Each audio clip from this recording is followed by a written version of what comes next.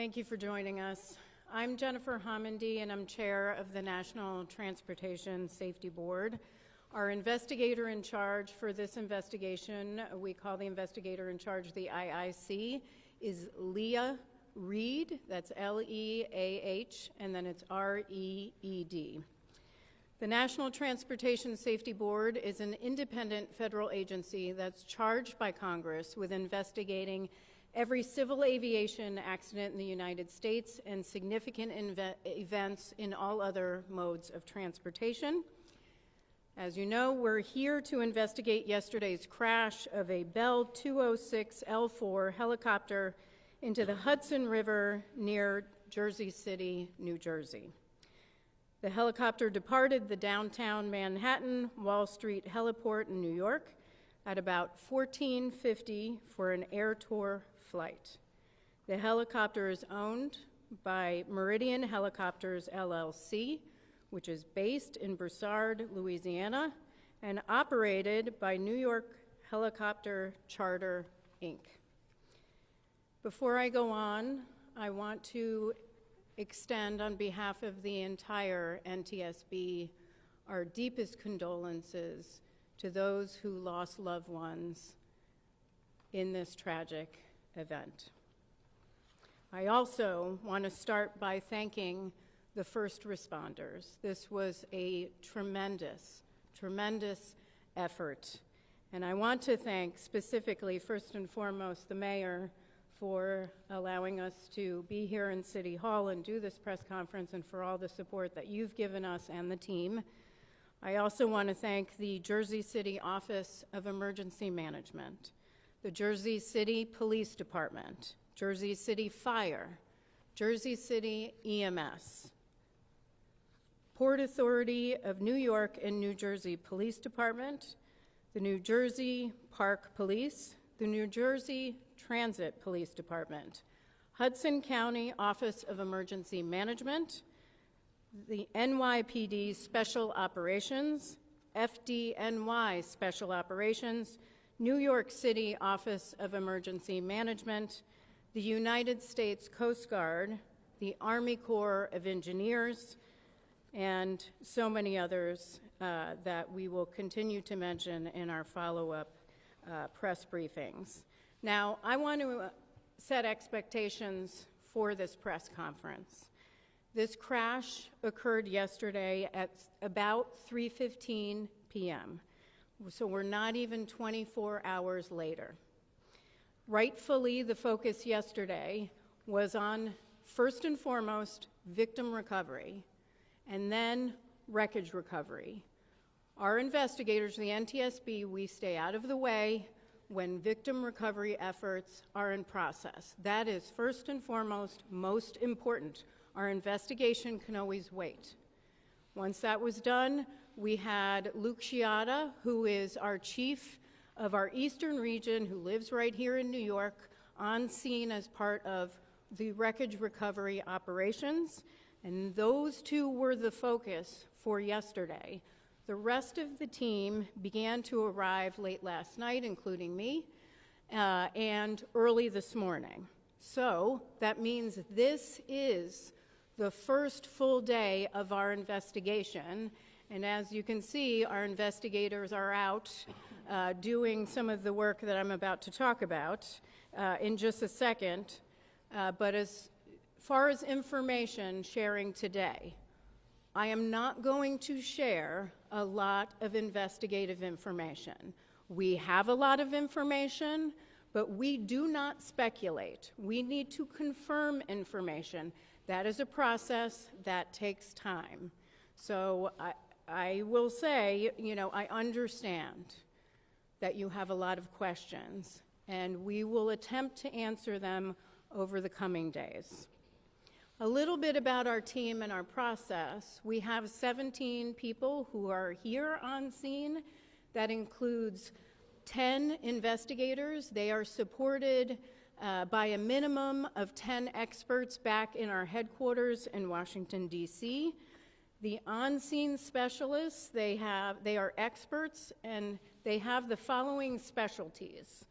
Operations, they'll focus on the helicopter operator, They'll look at the owner of the helicopter itself, and they will look at pilot qualifications and other information. We have experts on helicopter airworthiness, on structures, and on systems. We also have our evidence management team here, as well as our transportation disaster assistance team, which is responsible for working with the family to get them the assistance they need throughout the course of the investigation, not just here on scene, but in the coming days, weeks, and months throughout the investigation to the issuance of our final report, and sometimes for months and years beyond. The wreckage exam began this morning. Our team, I was there, our team began pulling components and the engine off the wreckage and other components that they would like to more closely examine. Most of their focus was to turn it upright and move the helicopter or the wreckage inside so that they can begin to do a more comprehensive examination and get to the other side of the wreckage that was against the pavement. We also are aware that there are dive teams. The New York Police Department is still diving for components and pieces of the helicopter that we are still looking to recover. Those include the main rotor, the main transmission, the roof structure, and the tail structure, and we appreciate all of their hard work. And then we have a whole team that is collecting the standard information that we normally gather as part of any investigation, which includes pilot qualifications, logbooks, history of the helicopter, maintenance logs, and so forth. We do have the logbooks for the pilot. The pilot held a commercial pilot certificate with rotorcraft and instrument ratings. The pilot reported 450 hours of total flight experience on his most recent medical, which was issued on September 20th, 2024. As of March 29th, 2025, the pilot accumulated about 788 hours of total flight time. We still need to calculate flight time in that Bell helicopter, and I'll have more information on that hopefully tomorrow, because he previously was flying a Robinson 44.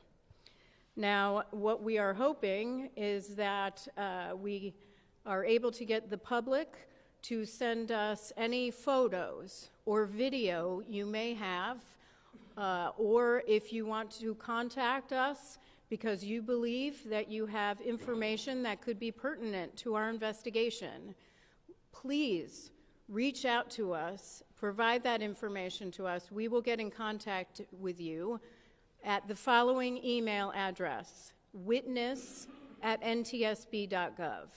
That's witness@ntsb.gov. Now, I will take some questions. Again, a reminder, I know there will be questions for very detailed investigative information.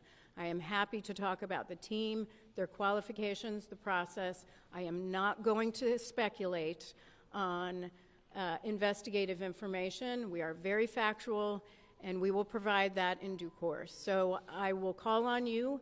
Please state your name, your affiliation for me. Sure.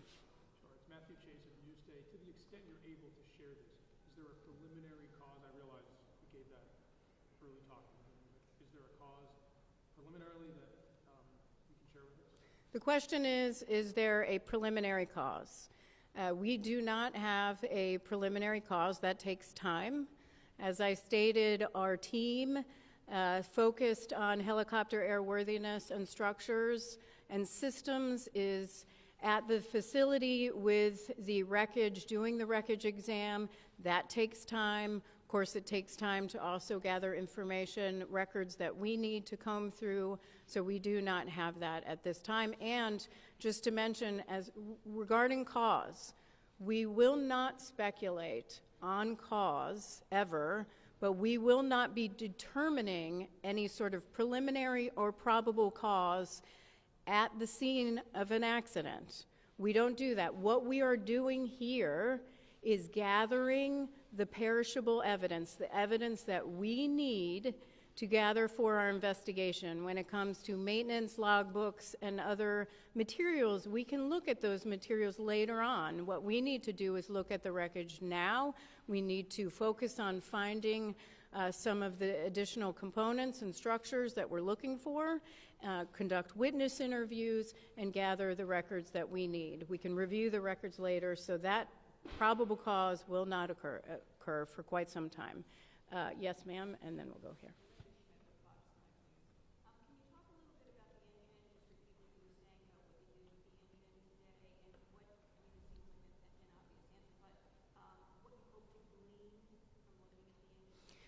So the question was what we were doing with the engine. Nothing that we would not normally do as part of our standard investigation, where we would have wreckage and we'd start separating some of the components that we always look at. That's standard in our investigation. Of course, we'll have a team that always looks at engines or power plants to evaluate them as in standard course of our investigation. So nothing in particular.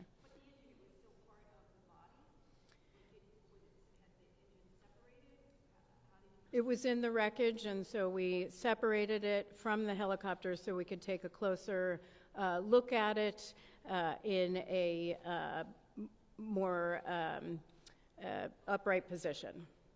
Yes, sir.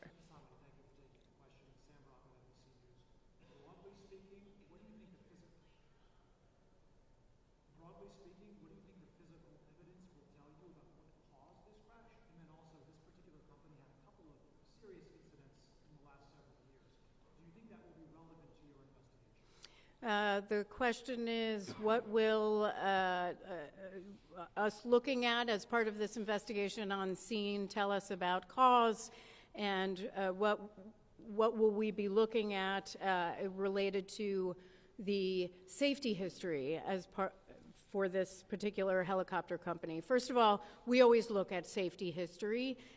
That's a standard part of all of our investigations, so we'll collect that. Not just from the Federal Aviation Administration, that is a party to every single one of our investigations, but we'll also ask those questions in interviews and get other information that will help us get a very broad view and detailed information about the safety history of this particular operator and also the owner of the helicopter itself. With respect to what will it tell us on scene about our investigation, the evidence right now, everything is on the table. We don't rule anything out. We take a very detailed and comprehensive view, and it's way too early in the investigation. It will be too early on scene. That's much later in the investigation. Yes, ma'am.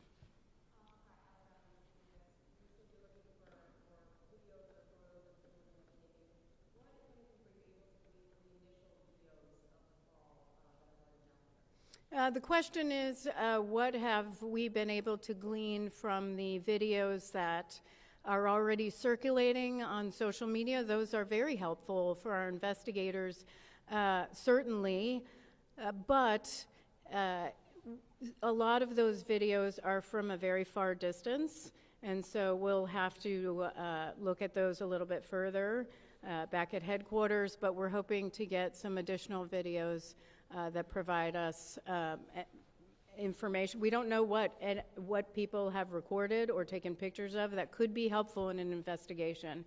We have found in past investigations, and I'm just thinking of one that I went to in Ketchikan, Alaska, a mid-air collision where photos from somebody who was on board one of the airplanes helped us significantly in our investigation. So it can be very key parts of our investigation. So for anyone who didn't hear my previous request, please send us any sort of videos or photos or information you'd like to share with us at witness@ntsb.gov. Yes, ma'am.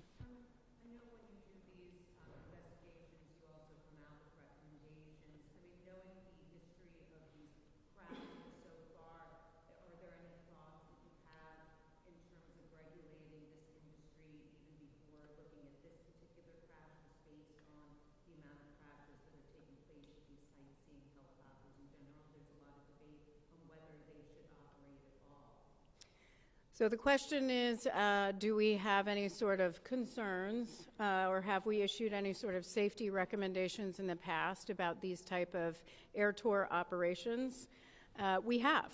Actually, we did. So this particular operator was governed under Part 135 of the Federal Aviation Regulations, but this particular operation was under Part 91. All air tours are. We have issued an entire report on Part 91 operations with respect to revenue passengers. We believe in one level of safety strongly, and that may not look like regulation for a major commercial airline, but we do believe that they should be regulated. We have issued recommendations in the past on recorders, crash-resistant recorders. We've issued numerous recommendations on safety management systems, on particular regulations for Part 91. It's too early to say what we would recommend as part of this investigation. However, this is a concern that we've raised for a number of years. Certainly we raised this after the Fly Nyan crash, and in a specific report that we have online at ntsb.gov focused on Part 91 revenue passenger operations. And so I would direct you actually to that report. It was very comprehensive about our recommendations, specifically about air tour operators. And if you can't find that, our media relations team can help provide that information, because we did issue a set of recommendations to improve safety in this area. That will be part of, the question is, was this operator complying with those recommendations? Those are recommendations, not regulations, but we would have to look at that, and that will be standard in this investigation. So thank you very much, sir. And then I'm going to go over here. Have we recovered the rotor? We are looking for the main rotor and the tail rotor right now.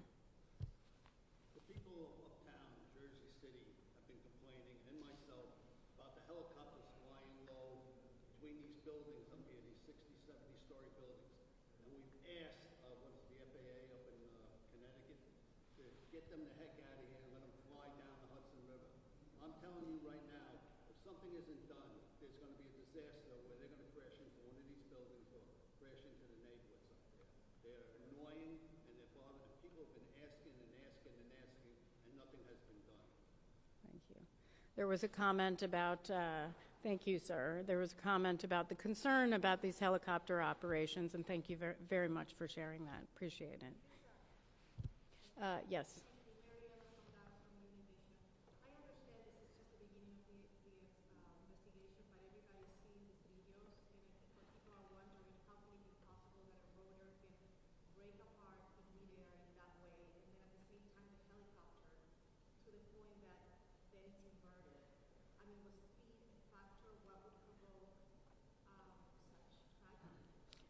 The question is, what would result, how did this essentially how did this tragedy happen where a helicopter would break apart in the air? I understand that is a significant concern and a question on everyone's mind. It is going to take time. We need to do a very thorough examination of the wreckage to determine what occurred first and how that occurred. Once we have that, we'll be able to release that to the public. Some more questions? Yes. Sure.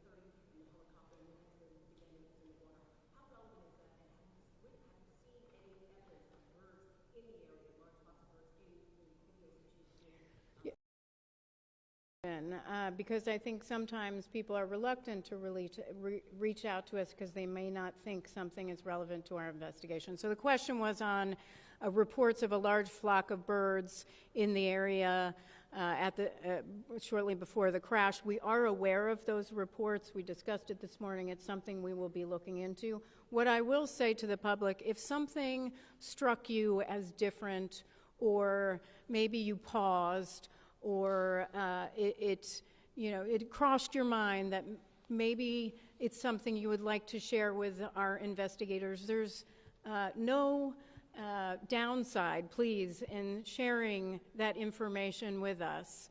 You can be very helpful in providing that investigative information to the NTSB. So again, witness at ntsb.gov. Even if you think it's irrelevant, please send it in. Yes, sir. Hi, Stephen Nesson, WNYC Radio. You said there are 17 people on site here working on the investigation and 10 in D.C. Is that how many people you would typically have for a helicopter crash investigation? Is that the same number, for example, during the Flynon helicopter crash, or have cuts of the federal government reduced your number of investigators? So the question is, the 17 investigators here and 10 who are supporting back home, but the 17 personnel here, 10 of which are investigators, is that typical for an investigation like this? How would it compare to Fly-Nyon, and would it be less as a result of any sort of cuts to the agency? First of all, let me address the agency. We have not experienced any personnel losses other than typical retirements in our agency. Our agency has been provided with, by the administration, thank you, an exemption from the deferred resignation program. We got a hiring exemption for several investigative positions within each of our transportation modes, so we can bring our numbers up to help us in our investigation, and that is critical. So we have not suffered in any way. With respect to comparison on Fly-Nyon, I don't know how many investigators were here on Fly-Nyon. Certainly our media team can provide that to you. It really isn't, what I will say for our investigations is when an accident occurs, we look at what might be areas we want to look into. How many people can we send based on the rest of our workload? And because we have a pretty heavy workload right now, and that is the decision making that goes into what expertise do we need and who do we want to send. That is what feeds into that, so it might vary depending on the investigation. Okay, that is the end of questions today. What I will ask is that you monitor X, which is NTSB_newsroom, and also NTSB.gov, which is our website, which will have updates on future press conferences. Thank you so much for your time.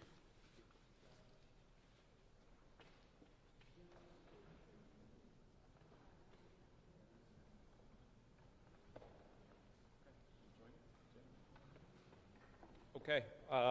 If there's any questions to our emergency management or director of the police, we could answer those as well. If not, we'll close it out and say thank you for coming.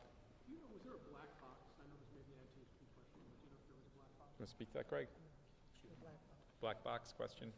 At this point, we have been advised that it was recovered. That's part of the dive operations that's currently on the way. They are. Is a black box? I don't know, but if there is, that's part of the dive operations. It's currently on the way. The NYPD scuba. Louder. Yeah, the NYPD scuba team, as indicated by the chair, has been assisting us since the last evening.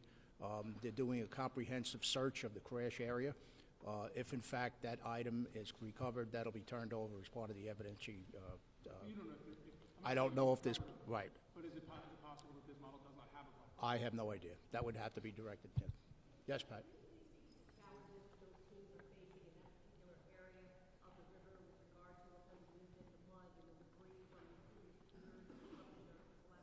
The area in question is, it's about 5 feet deep where the chopper went down. It's a very rocky substance on the bottom there. So there was challenges for the scuba people to get in there. Even to this day, we were doing recovery on the pier line and the shoreline where getting a boat in that close was tough. So it was a lot of the stuff our emergency service people, people from my office were out there physically walking the shoreline recovering items. You said 5 feet deep? 5 feet deep, roughly. Yes. Question for Mayor Bullock. Do you know if the brother-in-law is flying in Spain has arrived yet? I believe they said it was an hour and a half from now until he arrives. Is that what they said? Yes, all the He was- fam. He was flying in this morning, and then they said an hour and a half from. He'll be arriving about. Yeah, in about an hour from now, he'll be arriving. So, question for the gentleman from emergency management. How big is the debris field? Yesterday, we saw boats spread out quite far. There was some debris found, as far north as Hoboken Terminal. How large of an area are your divers, NYPD divers, having to search? Well, that's the discretion of the Coast Guard. Obviously, they've been establishing where the dives are currently operating. The one location that they're looking at, they've discovered some information based on sonar and things like that. It's approximately 75 feet deep, so it's a pretty wide area right now. Primarily, we're in the area of the crash site and then working outward. But as the dive teams discover items that doesn't appear normal, they're marking them, and then based on the currents and things like that, they'll be back to continue their dives in that area. Can I get clarification on something? I just want to make sure I heard this right. So where the body of the chopper went into the water, that's 5 feet deep right there? Approximately 5 feet deep. Okay, because there's that video of the blade whirling around, and that went into the water significantly further. Yeah, that's the area the water's approximately 75 deep, 75 foot. They have found some items on the floor based on sonar and things like that that are not normal appearances, and that's why they're continuing to mark that. Hudson River is a very, very tough place to dive.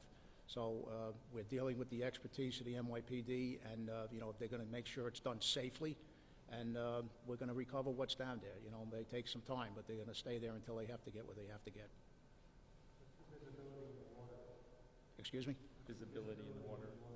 Very, very murky. I mean, I was there last night when they were physically removing the victims. You literally can't see a hand in front of you, but they did a phenomenal job. Okay. Forgive this ignorant question, but 75 feet deep from where? From the shoreline. Greg Kears. Greg Kearse, K-I-E-R-C-E. And that's not a radius, that's Straight out. straight out. Yeah. Anything else? Yeah. Mayor, can you specify as best as possible whatever location on the Jersey City side the crash occurred closest to? You want to answer that, Greg, as well? You must stay with that as well. If you're familiar with the Port Authority vents down by foot of 6th Street, roughly, it's adjacent right to the Port Authority vent. It's adjacent right to the Port Authority pier where it houses the vents for the Howland Tunnel. Yes.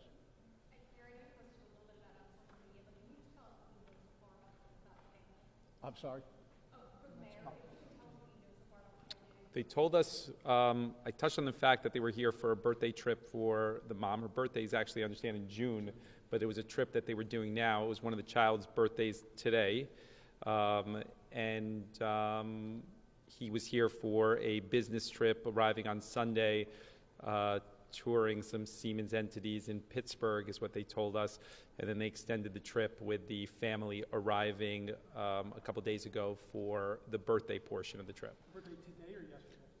They said his birthday, or one of the child's birthday, was today, is what they said. Yeah. Excuse me? I don't know. Yeah? Just a quick question about birds. Forgive me, I'm not familiar with the birds in this area. Is it a typical problem that there are birds that could possibly, interact with airplanes? There were 3 working theories. There was the birds discussion, there was drone discussion, and mechanical failure discussion. And we'll see where it goes. And again, I don't want to hypothesize, but I think as time goes on, we'll leave it at that.